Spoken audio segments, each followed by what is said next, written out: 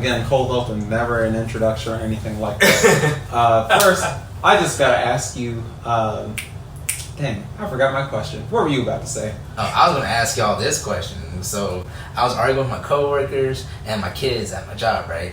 And is it book bag or backpack? What?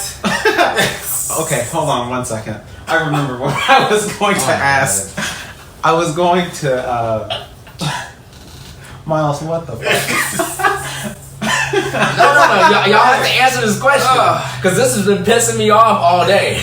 Listen, I say both. Yeah. No! You pick one! No, Why? this is not. Why would you limit yourself to only one? Pick one, damn it.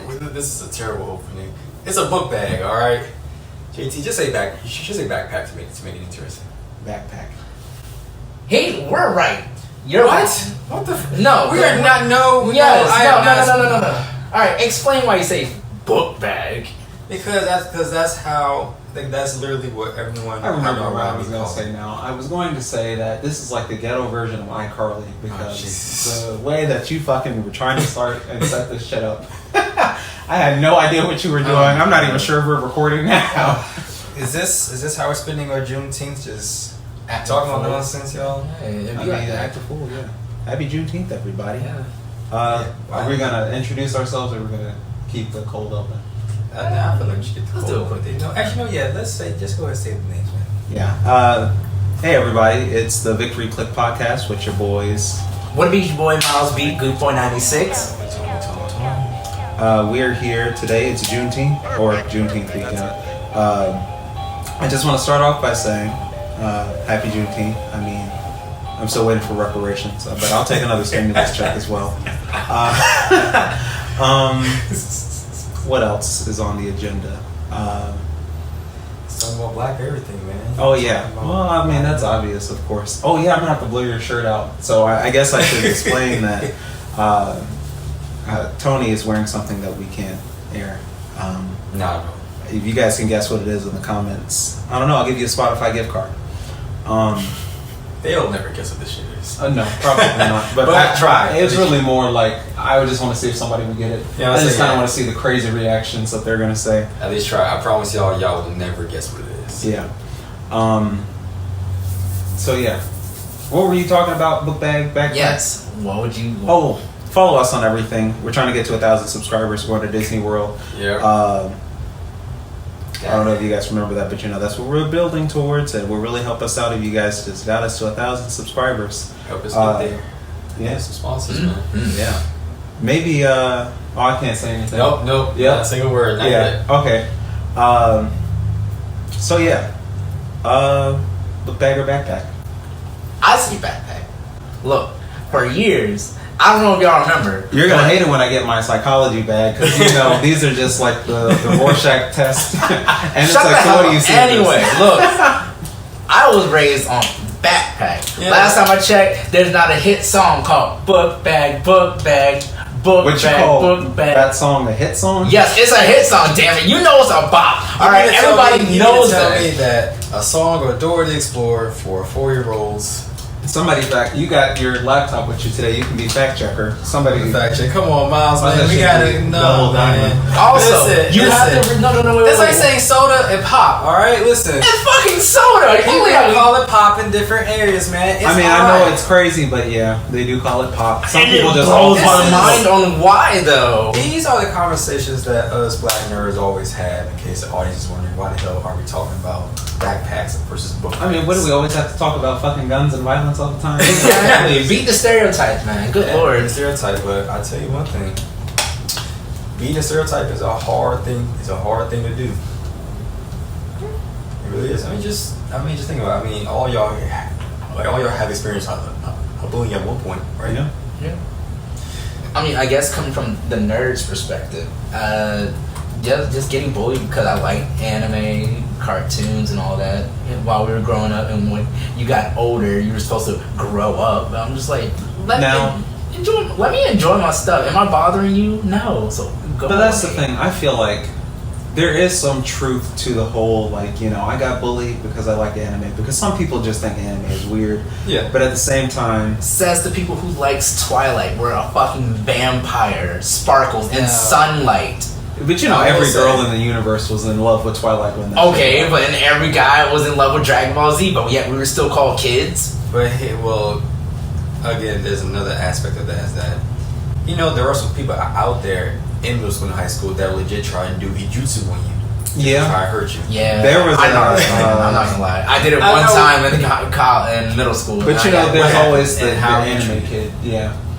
Let me honest, bro. How oh yeah, they roasted my ass for like the whole year. They're like, "Hey man, Naruto run this way," and I was like, "Did I regret it?" Oh yeah, but it was a learning experience, and I was still proud of who I was. And that's what I was gonna say next is that, you know, I don't know. And that's the thing. In middle school, I still used to play Yu-Gi-Oh and stuff, but you know, I was also younger than everybody else. But you know, everybody's always like, you know, oh yeah, he's fucking, I don't know, he plays Yu-Gi-Oh or whatever. And it's like, well, I am 12, and I just kind of felt like, you know, these situations, especially when it comes to like anime or whatever, is that whenever you express something kind of innocent like that, people just kind of,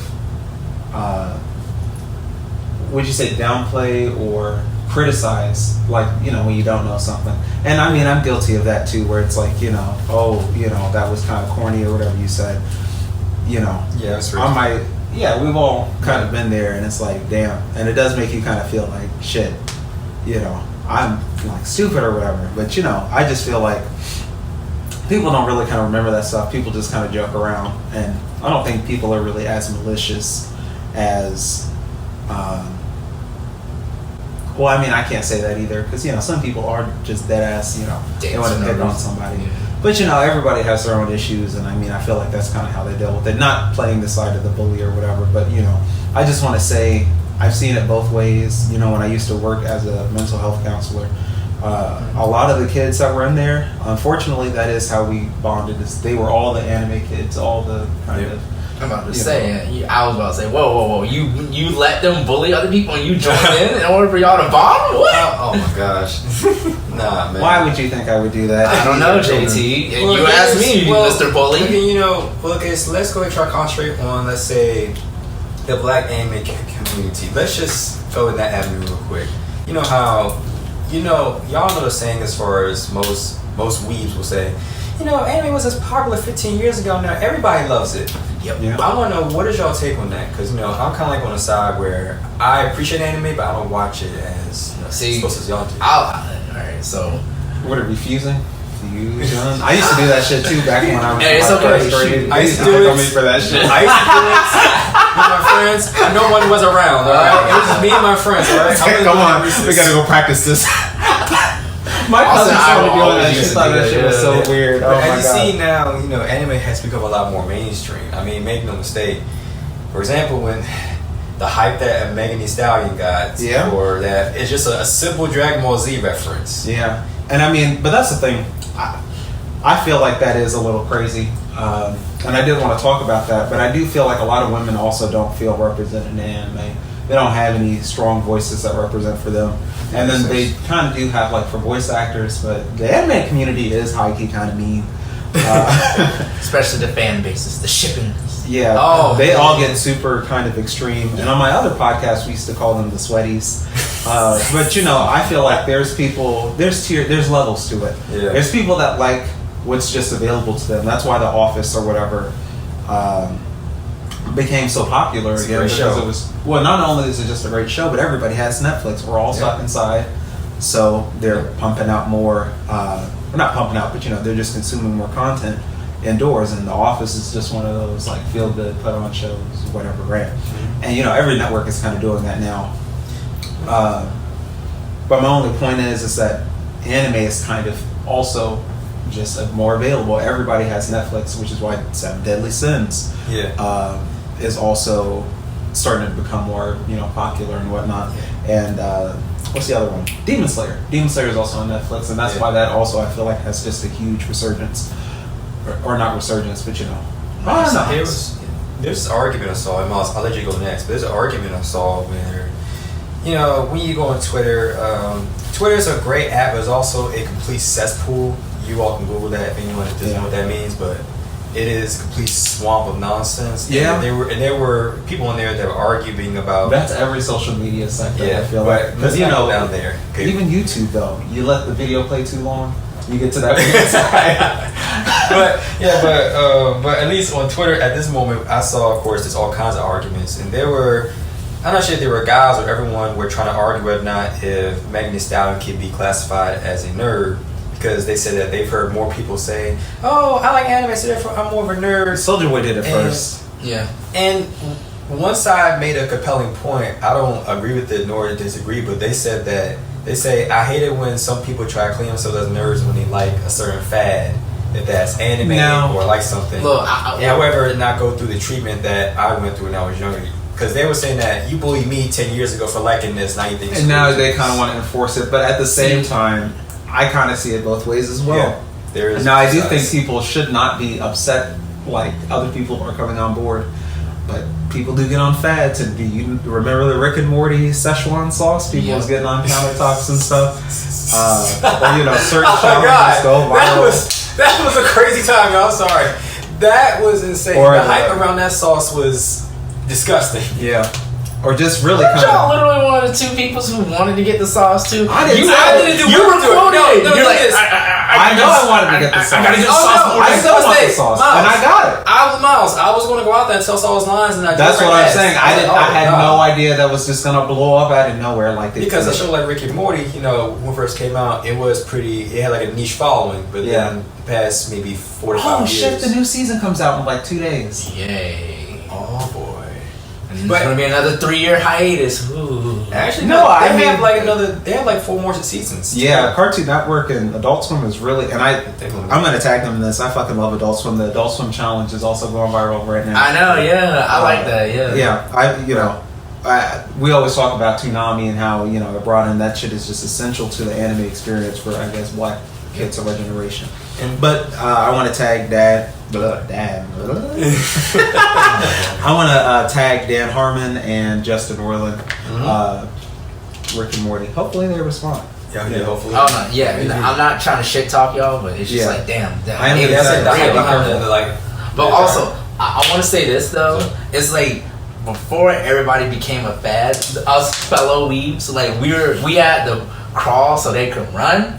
Yeah. So basically, like we got shitted on for all that, but now that it's become a thing, like granted, some of us who like the OG weebs, we're welcoming, but at the same time, I still got that little hostility because I promised you, I knew a girl who literally called. I was reading a Naruto manga one time, right? Just minding my business. She's like, Naruto, you're such a child. Anime is for children. I was like, yeah, there are a lot of people. And then literally years later, she's like, oh my god, I love Naruto. I was like, you motherfucker.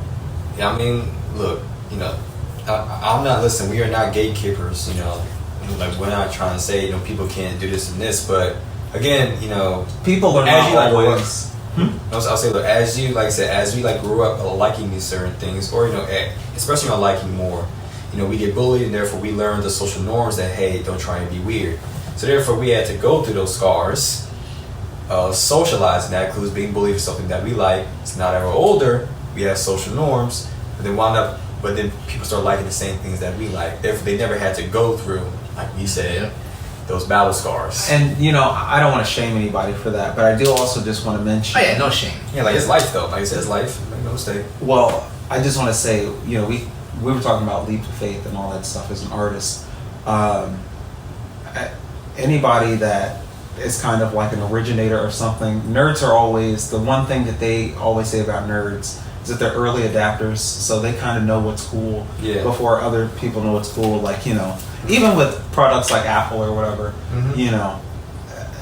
it was real geeks and nerdy kind of people that stand outside that wait to get the new iPhone with the latest feature or whatever, or whatever video game console is usually like the die-hard kind of nerd people, I guess.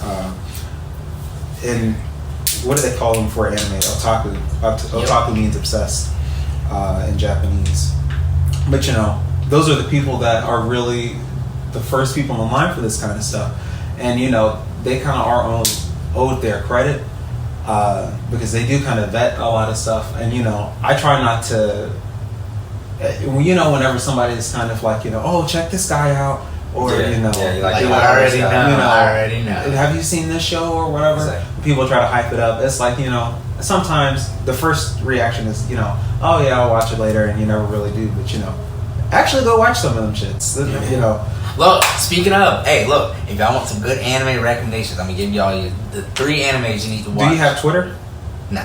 I want them to interact with you on social media. Do it on your Instagram. Yeah. Follow, like I said, follow me on 𝐕𝖎𝖈96. Look, aside from my morning motivations, just follow me for my stories. I got crazy stories up there. You'll love them. Trust me. But anyway, that's what you were saying. But watch Yu Yu Hakusho. Yu Yu Hakusho is the greatest anime out there. It's easy, it's short, it's sweet, it's simple. Characters are great. Continue. I'll let you get that off. I'm not gonna fight that. The thing is, I feel like once Yu Yu Hakusho gets a reboot, it's over for the rest of the They're not gonna do it. No, if it ain't broke, don't fix it. But I promise Hunter got that. But reboot? that's Hunter, okay? Are you telling me if they cleaned up them graphics and maybe fixed up the animation, you wouldn't go back? No, I think even if it's just like a Dragon Ball Z, like I'm not gonna say Kai, but you know how they come back with a remastered version every once in a while. If they remaster Yu Yu Hakusho, I would cry because it was good as it was. Like honestly, for even its generation, like for that time period for the 90s, it still has some nice ass animation and let's not forget that bomb ass theme song. Myles, before you continue, you're about to go into something that's really, really interesting. Yeah, and I was gonna say what the rose-colored nostalgia. Yeah, basically. We move into nostalgia, talk about 90s cartoons, and it's like you shut down the idea of even them modernizing old stuff, which is interesting though. Yeah. I just want to say though, I'm also not usually the biggest fan of whenever they do reboots or whatever. And the classic story is George Lucas, right? Every year he comes out and redoes Star Wars over and over and over. The Star Wars formula, in my opinion, does not work anymore. You wanna know why?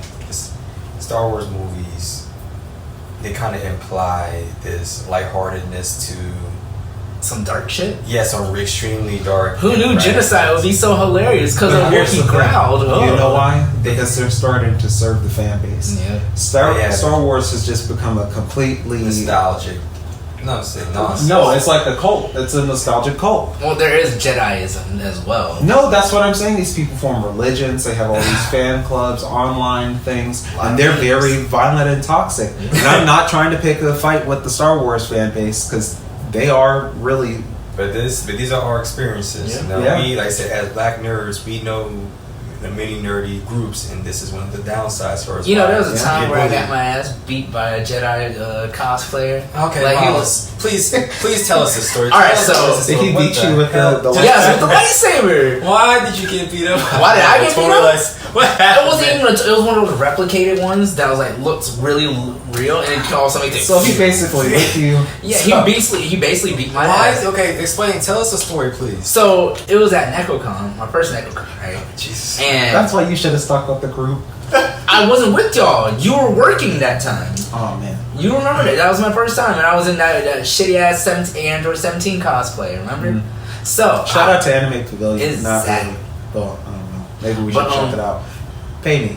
But I was there just mind my business, and I accidentally brushed him. And I guess he took the role a little too serious, so he started acting like Samuel. And he's like, "Watch where you going, motherfucker!" I was like, "Oh, my fault, man." He's like, "Yeah, you better watch out, or I'll whoop your ass." I'm like, "Hey, man, I'm sorry." He's like, "Run, motherfucker!" I was like, "Wait, what?" He's like, "Run!" Did they cheer you? Did they cheer him on? No, they whooped out their phones and looked at me, and they were like, "What? Run!" I was like, "Jesus, oh, you were a meme." Oh my god! Basically, did he chase you? Yes, he chased me, and he was like, "Bring your ass, motherfucker! This is what happens when you mess with a Jedi Master." So I was like, "Ah, shit!" I would give somebody $1,000. So then out of like, it didn't help because I got caught up in a huge crowd, and like I couldn't move. So then he got me, he started hitting me, and luckily security guards got him. But at the same time, like I was like, "Yo, why the fuck are you hitting?" Like I was about to go full Hulk mode on his ass until they pulled him away. So I got like he. That's why you got to cosplay. Good times. You always got to cosplay somebody that's a sword wielder in case somebody finds that shit,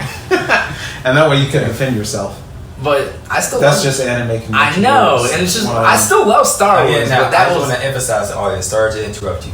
Those are the kind of people we do not align ourselves with. Okay. Yeah. Hey, look. How do you think BlurCon's gonna feel about this when we go there in was it a few weeks? I can't go. Remember? Oh damn. That's Well, right. I mean, you can come to the next one.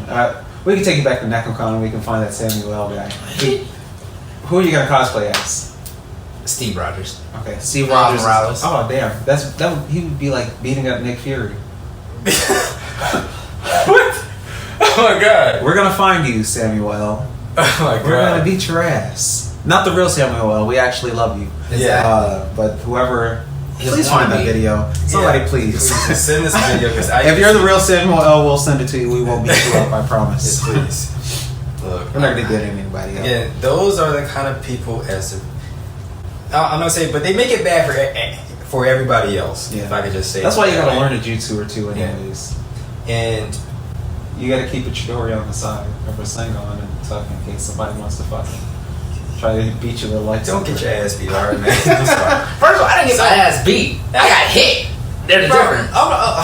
Bro, it doesn't matter. You legit got assaulted by a man with a lightsaber. That's exactly No, I ain't ashamed said of. It's just anything. crazy like that, bro. I It's know. just How crazy do you like think that. I feel? Shit. Yeah, honestly, bro, I'm not gonna lie. I know how you feel because, like, from you telling that story, I would have said, bro, I would have tried to beat his ass. But now that I think about it, I'd probably just be in shock. I'm like, why is he chasing me? I know he's not gonna hurt me. Is he? That's why you gotta train in the Jedi ways. Again. But let's, like I said, I just want to Did go. he have the high ground? No, shut the hell up. No. Shut up. Well, he was taller, so technically. Not shot. Yeah, just get him right in. But this is the issue, right? I mean, that's a cheap move. Well, no, if he's way taller than you. Let's move on from this. Yeah, I was just gonna talk about the socialization issue that comes from that because, you know, I'm just going to address it. You know, when you grow up as a black nerd, at least most of the time. I'm sorry, not most of the time. Chances are you're probably gonna have a hard time on growing up finding yourself a girlfriend if you don't know how to socialize. Mm-hmm. And here's where the effects of bullying comes in. So, Try to transition.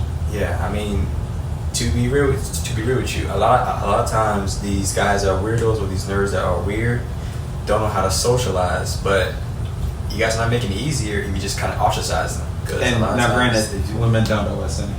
yeah, But at no, the same time- they don't at all. Yeah, but I feel like there is a cyclical problem there of, you know, an innocent guy gets bullied, goes and hates every woman he ever meets and just tries to hurt every girl and then breaks girl's heart and then she goes and breaks boy's heart and the cycle repeats or vice versa. Yeah, you know, it all just goes hand in hand because you know we've all had our encounters.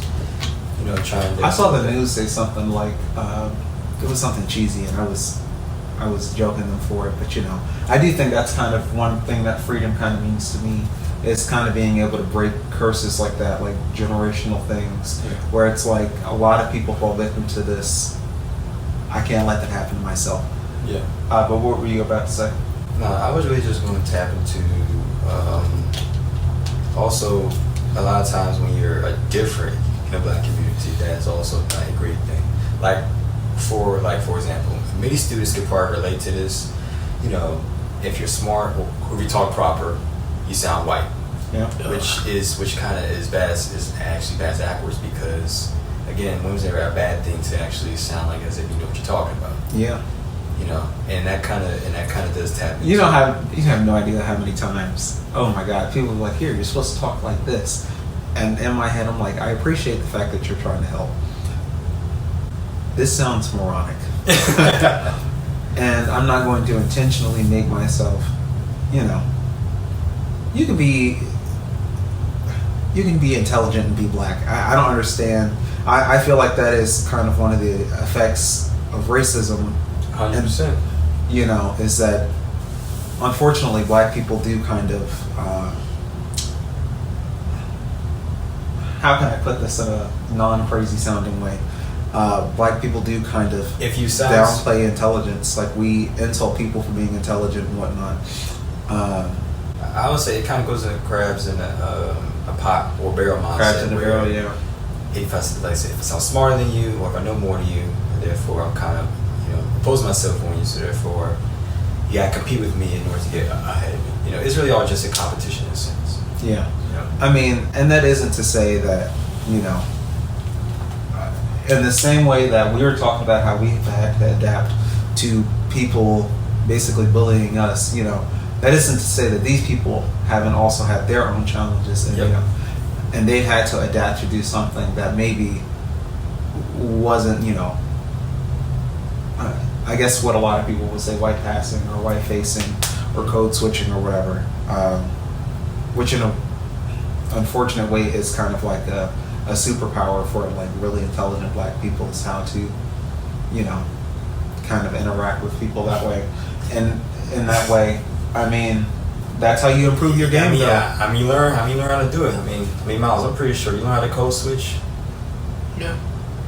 It goes from what is you talking about? Like, hey man, I don't quite understand what you're saying. Can you please reiterate what you said to me? Yeah. And I'm just kind of forward with people now. It's like, yeah, I said it. If you don't understand it, I'm not going to sit here and go back and forth with you. Ask me to explain it or get on with your life. I mean, that's what I mean, it is. I mean, even with that notion, how would I say this?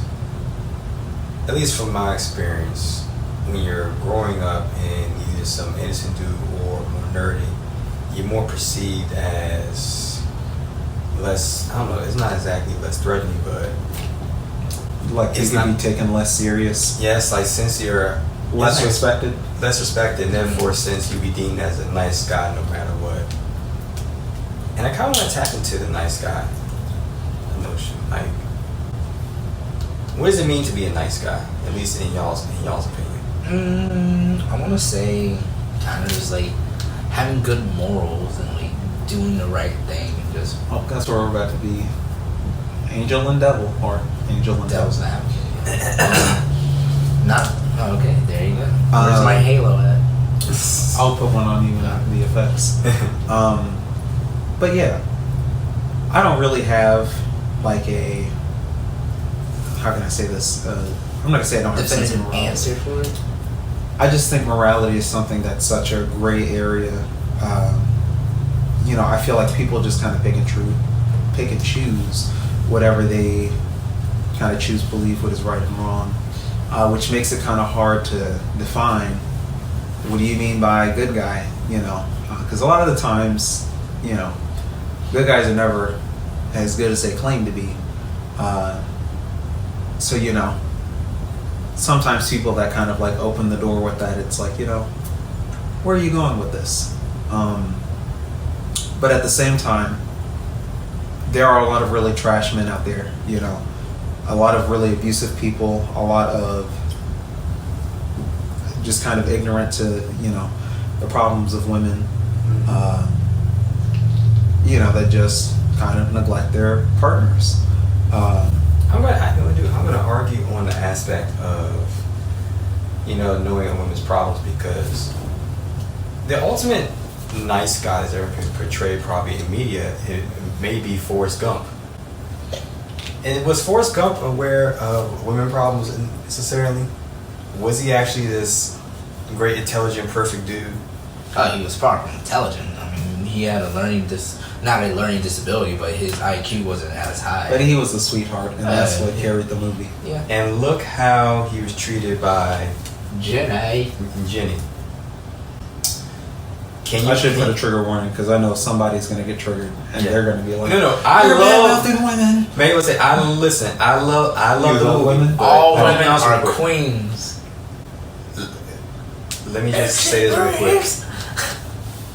Forrest Gump was the perfect man for any woman. But let me just tell y'all something about the reason why I have an issue with Jenny. Let's talk about this movie real quick. So Forrest Gump does all this stuff. They're growing up. Jenny, she did go through a lot. She was and is a damaged girl. She grows up, goes through a lot. Goes all throughout all her phases. Forrest Gump still showing her love. Yes, she leaves him. Yes, she joins all these groups, then leaves them. Forrest Gump gets older, becomes rich, becomes successful. It so happens that Jenny decides to wise up and get with him. Yet, she actually had a kid by him. A kid by him. And she was also HIV positive. I thought it was hepatitis C. Hepatitis C. I mean, dang, we don't have to. I don't think. Yeah, either way, she died. I think. Yeah. So like, where she was sick by the time she got with Forrest. I'm not saying that that was implied in the movie, but at the end of the day, she exhausted every other option until she got with him. This movie actually showed the saying "nice guys finish last" because, again, there's been an argument because Forrest Gump literally spent his entire life doing all this great stuff, still waiting for Jenny, waiting for her. But I mean, I think everybody kind of likes the idea of having somebody wait for them. And I've been listening to that Drake song "Good Ones Go," and really, I kind of feel like I can't relate. But I feel like even, I guess, deep down, I do kind of still relate to that in some way that, like, if I did have to go out and do something, if I did have to go to Vietnam and all this stuff, or whatever the hell Jimmy was doing the whole time, that somebody would be there for you at the end of the day. Well, that's the whole point of kind of like having a spouse. But the issue is that Jenny wasn't treating him as if that was her spouse. Jenny was treating him as if that he was a source of forever love no matter what. That she says, sorry, I can't be with you. She just goes out, just does things she wanted to. Yeah. Now, I'm not saying, listen, of course she was damaged, she went through a lot. And of course, I'm not just blaming her fully about that because, she definitely needed help. But at the same time, everyone is damaged to a sense. Yeah. So I'm not trying to excuse her, but I'm also going to hold her responsible as well. Because, again, at the end of the day, you understand, but at the same time, it's not okay. Yeah, like she decides to get with him after she does everything under the sun, and also it has the fact that he's actually a rich man too. Yeah, which everyone. But I feel like low-key that is kind of like, and it's a lot of people's fantasy. And how many times have we seen it in movies or TV shows where the nice guy or the good guy gets rejected when he was young, and he grows up and he becomes rich, and the girl that rejected him, she starts liking him, or whatever happens. But the thing is, men also have that. They kind of make up that fantasy too, and it's like, I'm rich now. Fuck you. Yeah, of course. Now that that is the other side of the coin, but we're not going to go down that rabbit hole. So I want to focus on just that dynamic alone as far as those two. Is that again? He may be considered the ultimate good guy, but again, he finished last. Oh, he finished beyond last. I mean, did he really though? It's 11-11. Make a wish. Oh, it's 11. It literally just turned 11-12. Wait, Myles? You probably thought of it. I was gonna say that. Did he truly finish last though? I mean, think about it. At the end, though, he got what he wanted. Though he had his wife, he had a beautiful son who was smart, way smarter than him, and like he didn't have to worry about like his son being like how he was and getting picked on because of that. Mm-hmm. He accomplished so many things throughout his life, and at the end of the day, he still was able to have Jenny, even if it was brief. He still had that. No, and I understand that, but the thing is that I think men can view that movie at different points and times in their life and reflect with Forrest on some level, regardless of wherever he was. Even when he was, with Lieutenant Dan, when he was, doing the cross country stuff. All of that on some level, I feel like we all can relate to. And it's something that kind of brings you back. In terms of Jenny, if you think of her as the prize, I mean, I don't have a problem, I guess, with her trying her options out. And the thing is that what really makes it unokay is really just the fact that Forrest, I guess, kind of, he was living his life, but then she came back into the pictures. No, I mean, and the thing is, I guess you can't even say there's really anything wrong with that. No, there's a lot wrong with that. But just for the sake of argument, the only thing that really bothers me is the fact that she came back when she was literally dying. I mean, if you can't say that's finishing last, Did she know she was sick when she came back to him? Or I thought that was the reason she came back. No, at first, like, they met up. You know, the whole thing was when he's at the bus stop saying "𝐓𝐴 𝐵𝐴 𝐵𝐴." Yeah, that's right. Yeah, that's right. They met because like she called him, and that's when she introduced her to Junior. Well, him to Junior, and then like months later, probably like weeks later, she's like, "Hey, yo, let's get married." They got married, and then like a few months later, she's like, "Yo, I'm dying." So then, yeah. Well, the timing of all that is just crazy. I'm not. It is crazy, this, but the thing is, I interpreted it differently. So I guess I would have to go back and rewatch it again because I was not thinking about it from that perspective. But the other issue kind of is that if Forrest could really understand that Jenny was not trying to commit, the argument kind of could be made that maybe Forrest wouldn't have waited, but because he is kind of disabled. He forever provided that unconditional love. Yeah. Which, you know, like, there's just two arguments. Like, on one side, it's like, well, why would I give love to someone that's not going to provide it back to me at this moment? That's wasting my time. Or to some people, is that, you know, I love them so much that I know eventually they'll come back around, so I'll still provide it. Or we all have that one person I like. If it's an ex or someone that we're talking to that, you know, we have an issue with, is that, I don't want to lose you. I said Drake said he always felt like sticking around is the same as being stuck. Hey, yeah, it is two different. I said there's just two sides to that. Yeah, it's up to you to determine what side you're on. But I just want to reopen that because, you know, from seeing different arguments on the internet, sadly, when I'm going through, a lot of people made good points about how they were in their shoes and realized that, oh no, Forrest completely wasted 30 years of his life. Yeah. You know, since, you know, he does have a beautiful child, like you said, he doesn't have. But it wasn't woman. On purpose. Yeah, it wasn't. And he doesn't. Or was have it? That woman. I don't know. I mean, I don't think so. I know that one scene they had, they kind of like hinted that they did have sex, so I guess. Oh no, they did, and it was a hit and quit. Like, I mean, we know it because they had a kid. Yeah, in that case, I mean, still, you know, but they had, like overall, he has a kid, but he doesn't have Jenny. Yeah. He still lost her in the end. I mean, he could have had her, or at least had someone that was just like her so many years ago. Yeah. You know, but I guess that kind of goes back to, I guess, a sense of moralities in the sense of, if you kind of believe in soulmates and whatnot, do you stick around and let her do whatever else, you know, and work her way through it until your souls meet at the end or whatever? I guess that depends on what you consider the story. Do you consider the relationship the beginning or the end, you know? I mean, I'm serious, you know. I do feel like some people think getting with the girl is the end point, but I feel like a lot of women also feel like getting the ring is the end point, but really, you know, it's the happily ever after effect. Yeah. Disney, man. Disney. You know, we are going to Disney World. We maybe should stop bashing on them. Yeah. No, we're not. Before they kick us out, as soon as we step in, you hear Mickey go. We are making observations. You know, it would be funny to record a fight between you and Mickey Mouse this time. I'm not trying to get kicked out of Disney. Listen, you will go viral so fast. I mean, we're already. Why do I gotta be the one, huh? Because you already fought Samuel L. Jackson. I didn't fight Samuel L. Jackson. He sure did, man. He was a crazy man trying to whack me. You should have. Damn, you know, you should have hit him with that unlimited power. Oh yeah, just do invisible force lightning. Yeah. Okay. Maybe he wouldn't have hit you. I'll tell you what, guys. To kind of transition real quick before we go too deep into that rabbit hole, because you can't tell them all the plans yet. Oh yeah. Is that you can't tell them all the plans.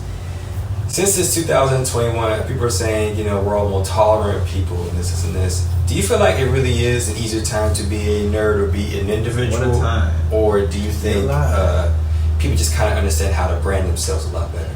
I think it's a bit of both, because a lot of the way that people interact now is through social media, and it's like there's people you probably haven't seen in years, and the only reason you are even aware of what they're going on in their lives is through social media. You know, you see, in a weird way, you notice how every app has stories, and now the TikTok effect. Stories work so well because it just has that endless horizontal picture. Of stories, yeah. TikTok works the other way, and it kind of just gets you hooked into the software, which is a yeah, I mean, in terms of like user experience design, it's incredible. Just simple, endless feed, but at the same time, we kind of forget these are actual people and not just, you know, tuning into the next channel of whatever show or whatever story. But you should tune into the Victory Clique podcast every month. You know. How about you, Myles? Like, how do you feel about it? I feel like it is a good in between. Like, while there is times where we can be tolerable, at the same time we have to also call them out on that. Certain things that I would like to discuss is like the whole issue with, like, prime example, cosplayers. While they are more acceptable, at the same time their behavior and actions, like doing some type of like shit where they do concha, where they basically put their fingers up your ass, or like if a lot of Deadpool cosplayers, how they're all like too close, and how they're too. Are they really doing that shit to people? Yes, they do that, and then there's like a lot of other cosplayers who are like a little too close. When I used to go to, let me finish. Oh my bad. So, okay, I'm sorry, and it's just like the whole sexual harassment. Like they get in your personal bubble, and you're like, yo, back off, but they still play the role of the character and do that, and it's just like. There's a certain line where you have to understand where like I understand you're a fan of this person, but you're not this person, so don't do that shit, because that's fucking creepy. That's sexual harassment. Do that again and you'll get, you know. You should hit them with the Chidori the first time around. Just they try that. There's a reason. Again, there's a reason why nerdy folk get bullied, man. Because people put their fingers in people's asses. I mean, come on. And I've never gone that far, but you know, back in the day. For the people that were the early adapters of Naruto, you know, that's what we were all doing. We were all doing jutsus. We were learning that shit, doing that run, trying to walk up walls and across water. And literally, you've seen a lot of news articles about how a lot of people hurt themselves from that. There was one kid who was literally now nobody told our stupid asses to do that. I will say, but you know, one thing I will say is that I feel like the atmosphere of 15 years ago, it really hasn't changed. The difference is people are just now willing to do it. Well, no, I would say social media has exposed us to more people like us. Yeah. So therefore we feel more comfortable. Like, okay, someone else is like me. It's pretty cool to do this. And we champion people that do really crazy stuff, like have, you know, Star Wars battles and, you know, put the effects in, or people that, and I see it on like TikTok and stuff all the time, the people who like do the Naruto effects and whatnot. Yeah. Even as really dope cosplayers, you know, we encourage people that want to be as much like the characters. But you know, there is a line where you start to drift out of reality. There's a very fine line. Yeah. You can wear a Naruto outfit, like I'm talking at a convention, Naruto's jumpsuit. Yeah, at a convention. Yeah. But if you wear it out here in real life, people going to look at you. Wear the whole outfit. I mean, hey, the jacket's dope. I'd wear a jacket, not the Hokage little coat. See, but nowadays.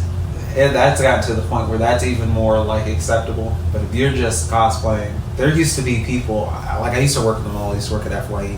I don't know if there are any FYEs left around. Barely. But there would literally be furries that come in there, and I don't want to get to an argument with furries. But there also used to be, you know, people that used to just walk around the mall in the Naruto cosplay and stuff, and it's like, oh yeah, well they're here today, and you know. I always would treat all customers with respect and stuff, but at the same time, it's kind of like, you know, I know you're not hurting anybody by doing that, but you're obviously drawing attention to yourself. Cool. Yeah. It's a whole lot of attention. And we know how, I'm not going to say the black community knows how to really gatekeep, or at least keep you online in terms of with social people love gatekeeping. But man, you know, again, if you wear a Naruto jumpsuit to the bank, or like a kiss at my house party, or yeah, where it's like, now depending on how you wear it, you know, like I said, listen, if anyone has not watched Naruto, which if you watch this right now, you probably have. Yeah. Y'all know some of the outfits. If you haven't watched it, then you should watch it. What's wrong with you? I mean, no offense, but I see someone wearing Rock Lee's full jumpsuit. I'm going to assume that they're cosplaying, but they say, nah, man, I'm wearing this just for fun. Like, that does not look good. Don't people do that at the gym? They go to the gym. Oh my god. There's this website where they like wear a lot of all the Naruto or Dragon Ball Z, but that's motivation, because if you remember, some of these anime characters are inspirations to do better. I understand that, but I'm telling you, I've worked at the gym and we've had people come in dressed as I had people come in. No, he had the Super Saiyan hair and everything. Okay, yeah, see, that's the issue. If you're full cosplay, then no. I've also had somebody come in dressed as 𝐓𝐿SA from Brave. He went full cosplay, you dumbass. Are you serious? No, wrong Disney princess. Yeah, they're definitely not gonna like it. No, the girl from Brave. It's Merida. Merida. Yeah. Somebody came in dressed as her as well. Disney. I'm telling you, I don't care how motivational it is. Why are you working out? My thing is like, if you wear say a shirt like this, but it's like with the 𝐓𝐡𝐞. Well, people do that all the time. Like that's people okay. do like a Superman shirt. Yeah. There's an old couple that does that at the gym. Yeah, you can do that. But if you're wearing like the fourth Hokage's outfit, just trying to run on the treadmill, trying to get your flying 𝐕𝖈𝖙 activated, then no, calm down, buddy. Whoa, not so fast, 𝐕𝐴𝐺 Some people just like doing that anyway. Some people just like to max out on the treadmill, and it's like you can't run outside. Oh yeah, nothing like a ninja run on the treadmill, going 13 miles per hour. You will bust your ass if you do that. I promise. I will, yes, and I'll be like. Well, if you incline the ramp up, maybe you can get away with it. Look. So we're gonna put a pin in that conversation. No, because again, this is gonna tie to my next point again. So I bring it back to black male nerd love in a sense. Those guys that say she don't like me because I like anime. Was it that, or was it because she didn't like you because you smell like mustard ass? The sweaties. And on top of that, also, did she not like you not because you like anime, but because you shoved it down the throat? I mean, again, see, look, gatekeeping extremists. That's the thing, though. Like, there's nothing wrong with you showing your interest to your anime, like the anime to your significant other or to your crush or who's ever you're vibing with. But if you're like, oh, you don't watch this, I can't be with you. Be gone. Then that's an issue. So, but the thing is that a lot of the non-anime people, and when I did used to work at, damn, I used to work in a lot of fucking places. When I used to work the anime convention circuit, one thing we always used to say is that the anime community accepts all types of people, all castes, all walks of life. So, however, because it accepts everybody, that means there is a lot of, what I'm getting at, a lot of kind of extremist people that, and this is really with any fan base because, Star Wars is one of those things too. Star Wars was a blockbuster movie. Everybody liked Star Wars, but the diehard fan base kept it alive. Exactly. The book readers, the comic the people collectors, who, love the cosplayers, extended universe and the books and stuff, and the video games and stuff. So I'm not gonna lie, the extended universe was pretty awesome. Oh yeah, the thing is, I am not hating on it. However, there's some people that take it to the extreme. Like literally, they were ready. They were up in arms when they saw the prequels for. And they said they weren't going to use any of it. And you know what? I want to. Speaking of black stuff and stuff. Now, Brandon, we get upset. Oh, go. No. I would say I want to touch up on another conversation because y'all just brought up a point about the crazy fan bases in Star Wars, but you touched on something earlier. You said. What am I, Catholic? Edit that shit. But anyway, here is what I want to ask you. You touched on something earlier, so I'm sorry. So did the girl now like a black nerd because he didn't like that stuff, or because he didn't have game, or he didn't I say the lack of game. Like if you don't talk, how are you going to like somebody or find out you're attracted to them if you don't do communication? And that's what I'm saying. The weird anime people to us, that's what we look like to them. And unfortunately, that's what I'm saying, because it comes from everybody, they don't know the difference. If you say you like anime, they might think you're walking around. Yeah. He said just one of them going crazy, going all over the place, which is kind of sad because, like I'm gonna give a prime example. Someone who went through this is actor Finn Cole. That's his name, right? Not Finn Cole. What's the man's name? The actor that played Finn in Star Wars. I said Finn Cole because he's another actor. John Boyega? Yeah, John Boyega. Sorry. I like John Boyega. I just seen Attack at the Block not too long ago. Attack the Block. We are messing up all your work, John Boyega. We are so sorry. It's late. We are it's late. late. You fucking. But again, when he was first casted as a stormtrooper, how many other extreme Star Wars fans? There are no black stormtroopers. If you think about it, Boba and Jango Fett, they're brown folks. So the only reason Boba Fett has been alive for so long, he literally had no lines in the first time that he had one line, right? He was like, I'll take him. Yeah, no. And that's the thing, he died in the second movie. It was all that extended non-canon stuff that kept him alive. And, that's just another example of that, of just them creating their own universe. Well, separate from reality, where their own rules and stuff exist. I don't want to make this a tinfoil hat, but again, there was never any conversation about race at all in Star Wars films. In fact, Star Wars transcends beyond any earthly issues in a sense, apart from Republic and war. Yeah. so where the hell did the issue with his race comes in handy, or him being black? But that's the thing. Black people are useful in war, which is why it's never came up. I have a lot of family from Tuskegee, Alabama, and they're really proud of the site of the Tuskegee Airmen. Of course. And we all are. But at the same time, there is that conversation of the, a black Captain America syndrome. Which, by the way, yeah, y'all should look up Isaiah Bradley, Black Captain America. But what is your perspective? Oh, I mean, I had no issue with it. I thought it was just, a stormtrooper. It's been cool. Yeah. And with the whole Isaiah Bradley, once I found out, I was like, what? I was surprised, and I was happy because yes, bet. I love Steve Rogers. Don't get me wrong, Steve Rogers is the GOAT, one of my favorite Marvel characters. But hearing that story from Isaiah Bradley and how we saw that shit he went through and how he still kicked ass and took names, that made me hyped. I was like, yes, representation, baby. And I also want to point out that Sam Wilson too. Sam Wilson is pretty much a GOAT, both MCU and comics. Yeah. And I also want to point out, I have a lot of friends in the military and stuff, also Myles. Yeah. I want to point out that the military is actually a great way for, young black people to, start their careers and kick that stuff off, I wish we just had, more outlets and stuff. But,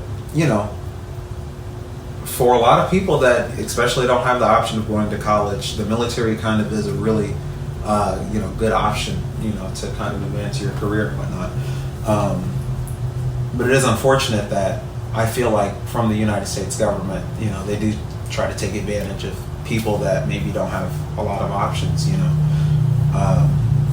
not gonna say predatory, but they seem to target certain demographics in certain areas.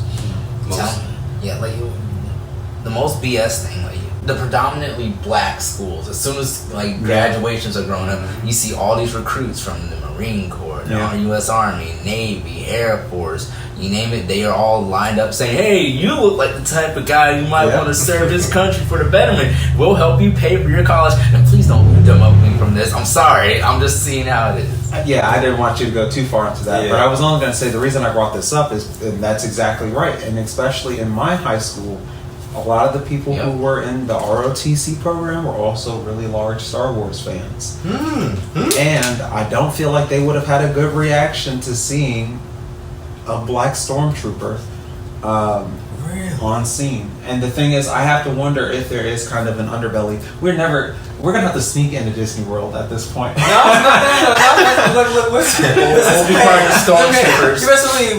Listen, we are going to be filming this, and we are doing an investigation into this, because it's kind of nuts how. Now we're not going to imply this, but there may be some of these extreme, Star Wars fans that are mostly white, that are kind of Nazi driven. I'm not going to say Nazi driven, but I'm going to say is they honor and respect military. They have a strict fashion for certain things. They normally don't probably interact with other groups, so they see a black stormtrooper, they probably don't imagine whatever's on those stormtrooper outfits is probably not black at all. So I mean, again, we're not trying to imply anything, but there was kind of a racist undertone. Well, I'm sorry, it wasn't racist undertone. It was very racist way how they reacted to 𝐕𝖎𝖈. But again, it was the mainstream media, at least in my opinion, probably didn't do too much addressing as far as the issues with those Star Wars. Because Disney doesn't want to discuss it. Yeah. And in turn, the song of I the feel South, so bad for them. Zippity Doo song. They I didn't know Splash Mountain was based on that. Yes. Wait, what? Yeah, Splash Mountain is based off Song of the South. I only learned. What? Hold on. Yeah. Hold on. Let me tell you what. You said Splash Mountain. Like I said, we're gonna have to. I hope they don't have facial recognition there because we're gonna buy our tickets. They're gonna be like, Get them out of here. What? yeah. Oh my god. They'll probably even censor this or try to pull this just for us mentioning. We'll get demonetized. Great. No, not yet. You never know. Maybe Warner Brothers will like us. I mean, who knows? You know, the Zack Snyderverse, Peacemaker. Oh, you know what? Oh my god, y'all. I'm so excited for Peacemaker. If anyone is wondering, just a heads up. Just giving everyone some information. Whenever you want to watch the Marvel TV shows, go get a Disney Plus. But DC Comics are releasing their shows. HBO Max is so good. I just gave Myles my HBO Max password. Which, by the way, I don't know. Marvel was good for a little bit, but DC is coming back, and I think we'll have to go back into my DC fanboy mode. So. Oh, you know what? Can we? Speaking of DC, whoever's a fan of Guardians of the Galaxy, go watch the new Suicide Squad film. James Gunn is going to literally save the entire DC universe. Mm-hmm. I don't know. I personally putting think too much on his shoulders. No, it's not. But the reason why we probably say, I'm sorry, Miles, what were you going to say? I was saying, I personally think that DC should stick to the formula of making superior animated shows. And their animated shows were good, but I feel like they ran every concept they had into the ground. Because they did Killing Joke, you know, they did all the. What they need to do is bring back Static Shock. You want to talk about how either they're. What's it, the meme where it's like they either go. You sent it to me. They either go to the military or have lightning powers. Yeah. Oh! That's funny! Who is the black? Listen, who is the? Who did Jamie Foxx play? Electro from the Amazing Spider-Man. That's a really weird stereotype. It is. But wait. What about T'Challa though? T'Challa? He's a king. But he is literally like the superhero where his superpower is being black. So everything about him is going to be pro-black. Everything they're not going to. And what about Luke Cage? He wasn't in the military. No, he was a cop. Shit. Yeah. At least in the TV show that was on Netflix, which by the way is a great show if you wants to see it. Yeah. I like that little Netflix run right up until Iron Fist. Okay. Come on. Daredevil season 1 and 3, great. Jessica Jones season 1, in my opinion, was probably the best. Are you DC or Marvel? Oh, sorry, if I'm DC or Marvel. Ooh. Well, I'm right in the middle, so I'm a guy that's split between the middle because I will say, again, you know, I knew about the comic books before the movies came out, but Marvel did probably the greatest run-up of any action film series of all time because of the MCU. But comic book-wise, I think DC comics tend to have a little bit darker stories that could probably take. I think they're just even more unique in general. I'm sorry to say unique. It's sometimes to be applied in real life. Like, my thing is, for DC, I like how they have their stories, but something about Marvel is like really more entertaining for me because I like the whole thing where like one of the main things was there was like the whole Civil War arc. That shit made me really happy because like, and that's what made me become. I think that's aside from Captain America: Winter Soldier, Great movie, great movie, one of the greatest Marvel movies in my opinion. Like reading a panel from Steve Rogers telling him why he still fought for like against the whole superhero registration act. He was like, yo, like when the world tells you to move, you plant your feet and you tell them no, you move. And I'm just like, bro, that's fucking inspiration. Hearing that type of stuff in the comics right there is what motivates me. But that's the thing. Marvel always goes for the approach. Their brand is really more so like family dynamics and friendship dynamics and stuff. We saw Civil War together. Yeah. My whole thing is that the argument that they were having were two separate arguments. Iron Man was arguing, hey, we need to have a safer way of being superheroes. And Captain America was arguing, but my friend Bucky though.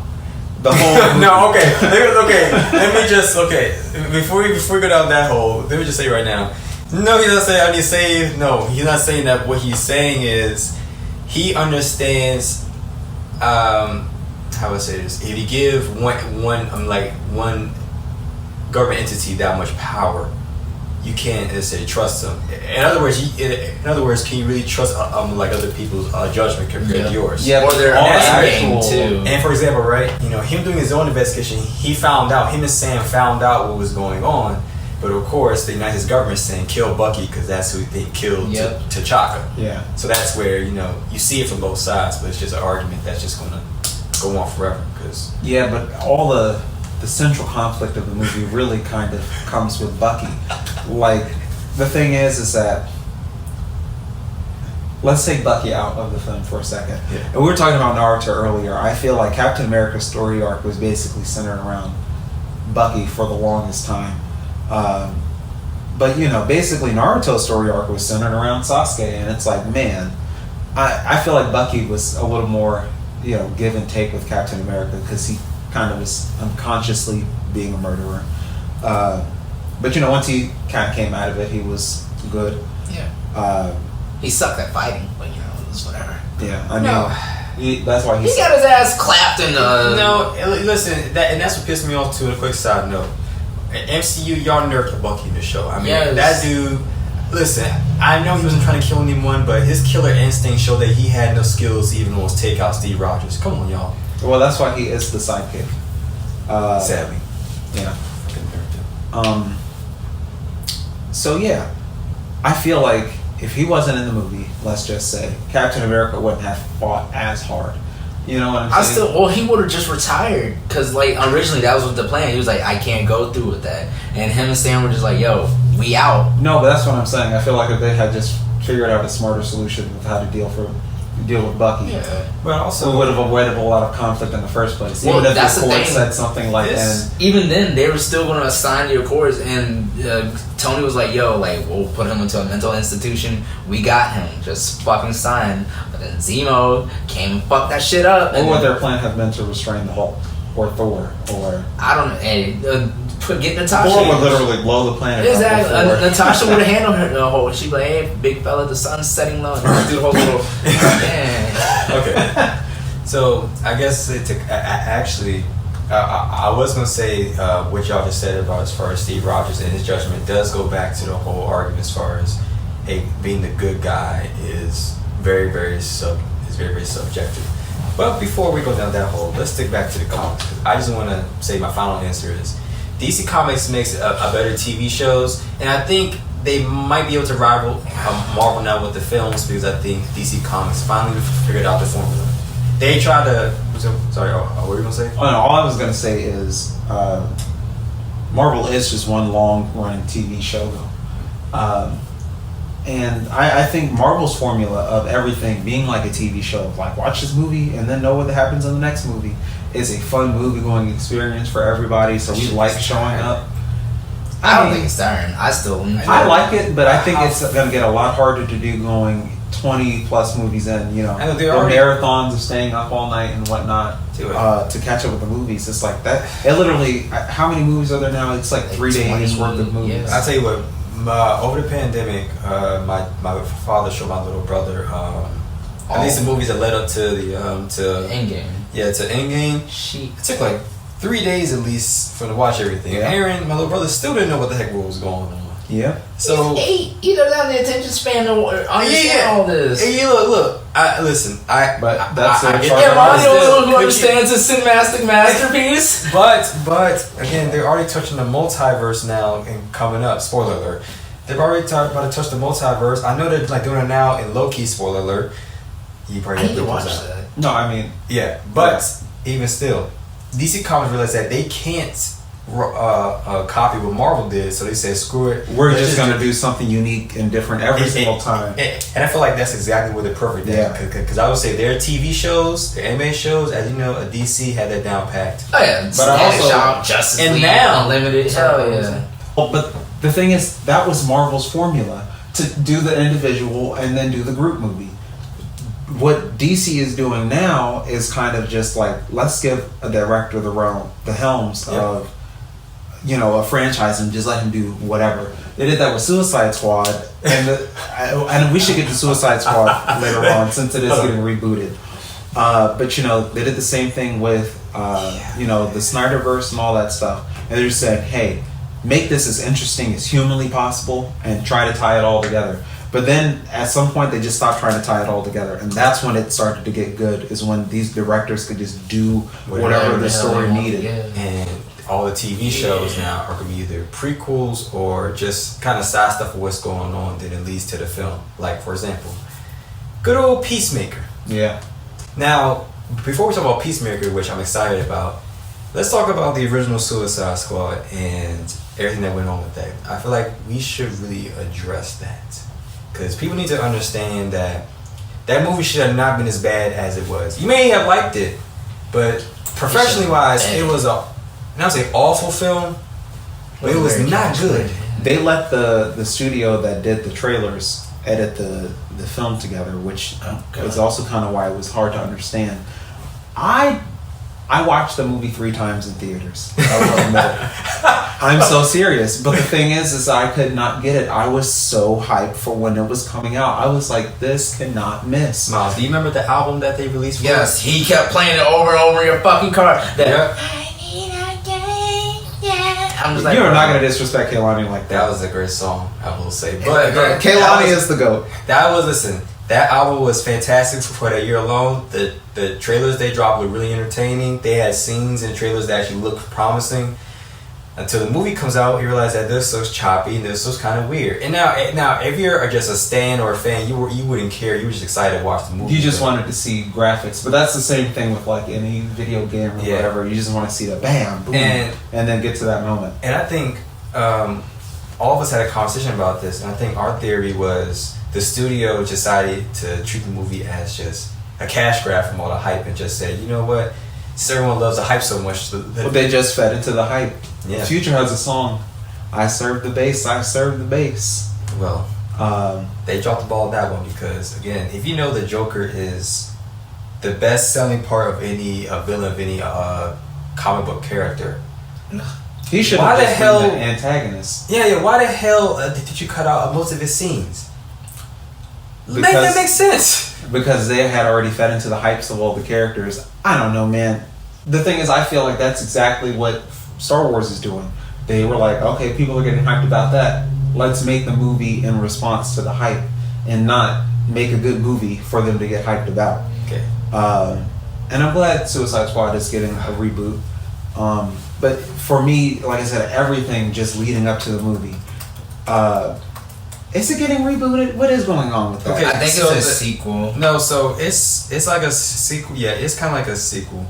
Hold on, I'm gonna look it up. It's called The Suicide Squad, and yeah, you know, it is a sequel because a lot of the characters are coming back, but it seems like it's just going to be the exact same thing except better. No, it actually looks far better considering the new director and James Gunn. And also they're doing that good old prequel called Peacemaker, which kind of Myles. Do you know who Peacemaker is? Mm-mm. Well, let me just tell you who Peacemaker is and what the show's gonna be about. Give me 1 second. Peacemaker is basically and I quote, a ruthless killer who believes in achieving peace at any cost. So basically, Punisher. No, he's a like pacifist. Happy-go-lucky. Yeah, Really? He's a pacifist. Yes. And guess who's playing this man? I don't know. Jonathan Cena. John Cena. I'm sorry, not Jonathan. It's just John Cena. I'm sorry. Sorry, John Cena. Yeah, the good old John Cena is playing a pacifist who's also a ruthless killer. That doesn't make sense. That makes no sense, and that's why I'm excited to see that because I don't know what the heck James Gunn is going to do because he's directing all the episodes. I think either directing or writing all of them. Man, that man is not going to be sleeping anytime soon. He's like Issa Rae. They were saying Issa Rae has like 27 hours or whatever in the day. She always is doing some project. You know, she's the new Spider-Woman. Wait, what? Yeah. She's been getting a lot of work lately. So That's what I'm saying. Secure. She don't sleep. Grind don't She's stop. built different. I mean, we've seen a lot of black writers achieve a lot of work these past few years. But I'm sick and tired of seeing Michael B. Jordan and everything. What? I love Michael B. Jordan. I'm tired of it, man. Naruto. And then remember when they had that whole designer line? They really tried that. They really thought they were going to sell $300 graphic tees or whatever those things were, just because it had Naruto on it. And the sad thing is that there was some. Did it sell? I don't know, but I know there has to be somebody that was freshly getting into anime in some gentrified area that was like, oh yeah, $300 for a Naruto shirt. I don't know. How or the jackets with just like Kakashi on it, just like y'all have lost it. I don't know, man. I'm just kind of over that kind of nonsense. Yeah. And I'm not saying that I'm over Michael B. Jordan and playing in movies, but they're already trying to make him the next Superman, and I'm not against that. And I forgot which version of it was. It the one after the New 52? They rebooted the Earth 2 Superman, and he was black. I don't know if they're gonna do that storyline. But aren't there so many other characters that we can do, man? Yeah. And that's kind of always the argument, and I hate to do it because a lot of the times, a lot of the kind of the fan basey people are like, don't make these traditional characters black. They were up in a tizzy. I mean, but yeah, that's how they treat it though. They're like, I think there was some conversation about Iron Man being a black woman. Yeah, she is. She's a black girl. Yeah. In fact, I think that's what they're doing next. Because I think they're doing a TV show about the Black Iron Man. Oh yeah, I think they are. Yeah. And yeah, basically, people react to that so badly, and they always say, give us original black characters that are good, but at the same time, I feel like if that were the case, nobody would want to support the original black characters. They kind of want the stuff that's kind of tried and true. Like so, it's Batman? like, huh? You mean like Batman? Or yeah, and the conversation kind of goes for like James Bond too. But the real oh god, that whole issue. Yeah, the real issue is that it's kind of catch-22 because it's like okay, if we're gonna get our own characters to be good, somebody has to support them. But if not, we're not gonna get representation unless popular, tried and true characters are black. I don't know, man. I'm on the side now where look, I'm not sure how many more Batman reboots that they can do. I haven't yet. Now, I will say the newest Batman reboot is always gonna look promising considering that there are talented directors and actors and everything, so it's always going to look good. But I don't know if I can do this another 2 to 3 times. But DC and HBO and Warner Brothers, they're doing something smart, is that they're gonna kind of create their own universe, like what the Suicide Squad is doing with Peacemaker, and they're doing a TV show based on the crooked cops in Gotham. People like that super immersive experience. They want everything to match, which is kind of crazy. That that's all I feel like have been asking for as comic book fans is can we get some consistency here? And I think that's why Marvel works so well, is because we like seeing Thor and Hulk tag up, and we like seeing But the thing I like the most too is that they also put their own twist to it, to where it's not exactly the same thing, but a little different, but you can still enjoy it a certain exactly. And I feel like DC right now, especially, they're literally just like, this was popular in the comics, okay, we're gonna do the exact same thing.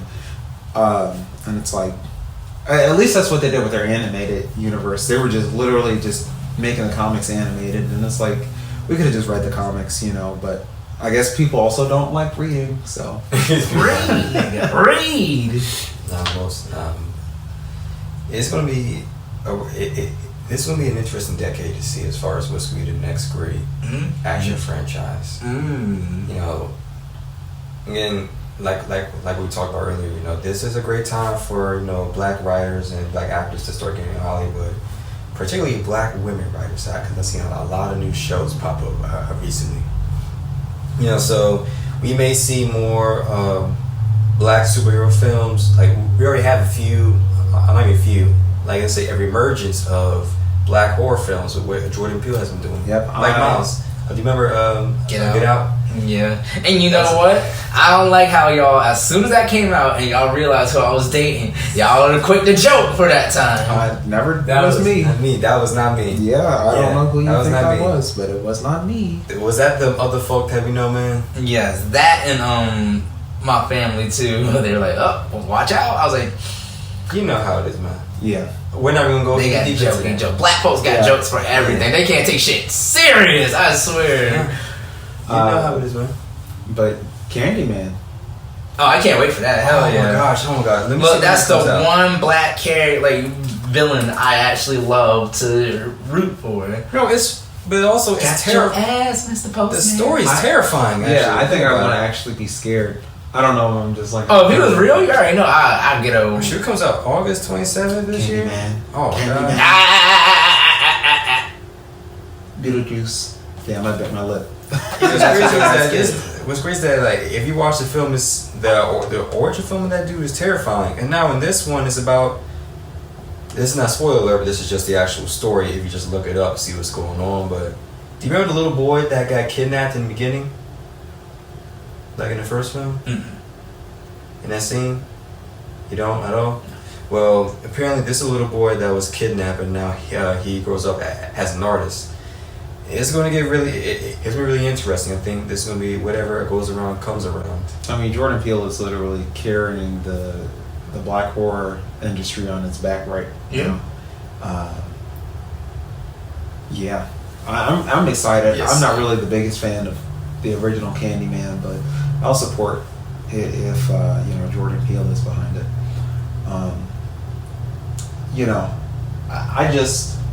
I'm super excited for the next season of Insecure.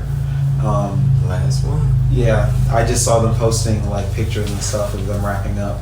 I want to see Issa Rae in more stuff. I am excited about her being Spider-Woman, but at the same time, I don't want her to become the next Michael B. Jordan, where it's they just start typecasting her as the black woman to be in everything. And I'm not saying she doesn't deserve that work, because at the same time, we want to support actors and we want them to get roles and stuff, but at the same time, it's like we also like to be surprised. We like to, we want to see more people. Like, I don't want her to be every character, every black woman out there. I want to see different varieties. Like, even if you ain't like as popular as her, if you got the skills and talents for it, then show us what you got. So how do you feel about Lakeith Stanfield being in almost every anime type of? Well, he's in a lot of black stuff. Period. He really is like one of the best black actors. Just back He's a actors. very, period. I'm biased because I grew up with him. That is Goliath. That is Dr. Facilier. How do you pronounce it? Facilier? Yeah. He is one of the prime leading examples of like I'm very biased, and like his performance is just something where I'm natural. Like something about that suave Southern businessman attitude is just something that will always attract me and make me want to be like fucking watching this movie, So he is a great actor. And most does definitely. He does great as good guy, bad guy, But he was in Death Note, the Netflix reboot of Death Note. Was he? The live action, and he was L, and I was excited. Wait, what? Yeah. You didn't see that? No, Oh, because y'all were saying how trash it was. I was like, I'm not gonna. The thing is, I have brought up Death Note to a lot of people. You asked me the other day, what's an anime you introduce people to? A lot of the times, a good go-to one is Death Note. Yu Yu Hakusho. The problem is that there's a lot of people that will think you're talking about that Netflix version. Yeah. Oh Jesus! And I recommended it to somebody a few years ago. They didn't want to watch it then, and Netflix came out with it, and they like the film. Apparently, there is a kind of a underground fan base for it. Oh yeah. Oh, man. Oh, I'm kidding. Now I feel like I don't know if they have a live action Fullmetal Alchemist coming. Yes, don't remind me. They have a live action JoJo's Bizarre Adventure. By the way, that's a great ass anime. Y'all should definitely watch that too. JoJo's Bizarre Adventure, people. Let's go. But they're also coming out with Tokyo Revengers, man. I just started that. I'm really into it now. That's one of the ones that people keep hyping up, and I was like, okay, fine, I'll watch it, and it's actually pretty good. Okay. But is it better than Jujutsu Kaisen though? Jujutsu Kaisen, I feel like overhyped. Don't say overhyped. No, I love it. The thing is, I do think it's overhyped, but don't worry about that. Just have fun with it. because I think Jujutsu Kaisen is all of your favorite anime, like Bleach, Combined, Naruto combined. It just has none of the fat. It's just like, okay, we're gonna fight him. This is this guy's deal. Yada yada yada. This is our power structure. We don't give a fuck about these characters. Just watch this cool thing. I feel like the Key Stanfield should go ahead and try to start not a black anime studio, but Well, there is one. Yeah, And in Japan. Yeah, and he did the video for the weekend for this Snow Child. You're 100% right, but even still, like it seems that he has a strong interest in it. I recommend him partnering with them and start producing content for black anime fans. Well, I mean, here's the thing. we always talk about the Boondocks, but The Boondocks, I feel like, is kind of goated in the black community as well.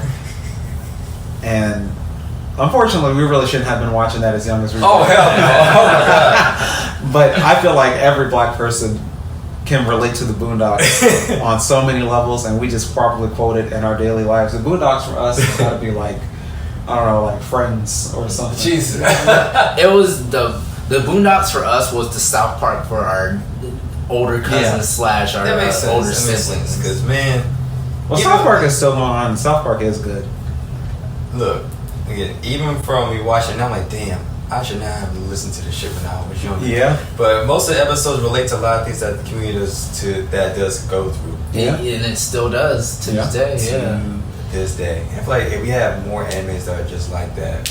You know what I'm saying? Not like the Boondocks, what I'm trying to say. But just stuff kind of that- like more relatable. Yeah. Like, I think that would start reflect our lives, you know? Yeah. I mean, now that we have the internet, there's a niche for everything. Yeah. Why don't we start one? I thought that's what we were doing. Hmm. But that does bring me to the next point. I still haven't seen 𝐓𝐿 yet. I'm not hearing good things about It's it. Yasuke. Yasuke. I'm gonna look up the reviews. Afro Samurai was great, and they should have just gave that another run. I mean, but you still got beef with Samuel L. See, that breaks my heart though, because that's a really good historical story about the first black samurai. But yet they want to fuck this shit up. Like, come on. They should have just made that shit live action. Exactly. They I just would have been wanted okay to- with that. Well, I appreciate the effort. I like the fact that they were paying attention to black people. Yep. I like the fact they were paying attention to the black anime fan base. It was a little cash grabby. It was a little too, what's the word? Too pandering, almost. Pandering to black people? Yeah. And again, I haven't finished it. I'm on episode 2, and I was like, man. And I don't want to keep comparing it to Afro Samurai, but the story of Afro Samurai just got right to it. And I know it has the fantasy elements, but unfortunately, 𝐓𝐿 was just not as interesting for me. As much as I hate to say it, because I really do want to love it. But I 2 episodes in, and it's only a few episodes. It's only maybe like 6, I think. Yeah, it's only 6. I'm saying a mixture of reviews. I've seen some people saying it's fantastic. Some people said he gave it 1 stars. The average is 3.3. So I mean, people are definitely mixed about it. They say first question on Google is Afro Samurai based on Yasuke. Not you getting tired. Hey, look. You already know the past few podcasts. I usually KO around this I time. mean, let's not forget it is Juneteenth, so therefore Exactly. go ahead and relax. No. Next Do thing what you know, gotta do. I'm in Virginia Beach because y'all want to. Oh, I'm on the boardwalk and y'all dropping me off. Like, have fun. Next thing you know, I'm getting my ass whooped. I don't think so. No, Buy thank you. some goddamn dude with a lightsaber that's Shut bald. the hell up. Oh, come on, man. I think never it's gonna let time. that go. I think it's time we wrap this one then. Thank you for listening for this long. If you came along for this long, or what did I just say? Thank you for tuning in to our Big Thank you. Clique Yeah. podcast. Once again, please like and subscribe to our channel to make sure that we can get our hit goal to 1,000 before we go to Disney World or Disneyland, whichever one we're going to. Disney World. Oh, World. Disney World. But yeah, If anyway. they let us in. No, Yeah, they better let us in. If That's not- why we got to be incognito so that they can't do facial tracking. You know, theme parks do that now. Yep. Yo, are you serious? Biometrics, yeah. So in that case, I need to wear my mask and my sunshades and my hat. But as I You was look like a saying, terrorist. I gotta bleep that word. I've been the man with the I already gotta blow your shirt out. Oh, Jesus Christ, man. Okay, luckily I ain't moved too much, so you're good. But yeah, Myles, go ahead, continue. And as I was saying, I'm the man with the plan, 𝐓𝐡𝐞 𝐖𝐴96. It has been your boy Myles B. Tony. And the Prince of Rhodes. We'll Thanks for catch y'all tuning in later. to the. Oh, you already said all that. Okay, yeah, let's end. All right, I'll just next cut one. Yeah. All right, enough of that. Yo, Disney's gonna get on our. Hey guys, this is that part of the video where if you haven't already, subscribe to the channel, hit that notification bell, and like the video. We're trying to get this monetized, which means we're trying to get at least 1,000 subscribers to do that. This is also going to be where at the end of every video, we're going to put the Patreon supporters right here somewhere. I don't know. I'll do it in post. So go ahead on and subscribe to Patreon if you haven't already. If you don't want to subscribe to Patreon, all we really need is, a subscription. So share with your friends, leave us a comment, just to get the YouTube algorithm doing what it needs to do. Peace and big beats to the world.